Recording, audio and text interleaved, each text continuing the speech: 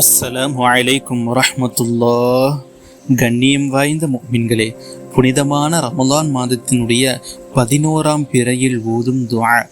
பிஸ்மில்லாஹிர் ரஹ்மானிர் ரஹீம். அல்லாஹும்ம ஹப்பிப் இலைய ஃபீஹில் இஹ்சான் வ கர்ரிஹ் இலைய ஃபீஹில் ஃபுசூக வல் இஸ்யான் வ ஹர்ரிம் அலைய ஃபீஹிஸ் ஸஹ்த வன் நீரான் பிஅவுனிக யா கியாஸல் முஸ்தகீஸீன். இது போன்ற அமல்கள் சம்பந்தமான தகவல்களுக்கு நமது சேனலை சப்ஸ்கிரைப் செய்து வைத்துக் கொள்ளுங்கள். அப்பொழுதுதான் அமல்கள் சம்பந்தமான தகவல்களும் திக்ரு திலாவத்தின் சிறப்புகளும் உடனடியாக உங்களை வந்து சேரும்.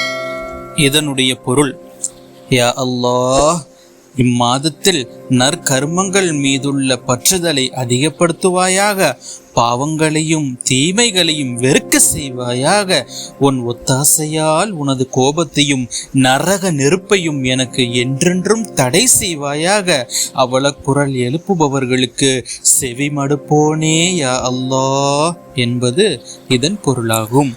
உங்களுக்கு எந்த அமல் சம்பந்தமாக தகவல் வேண்டுமோ அதை கமெண்ட் செய்யுங்கள். இன்ஷா அல்லாஹ் அதை பதிவிடுகிறேன்.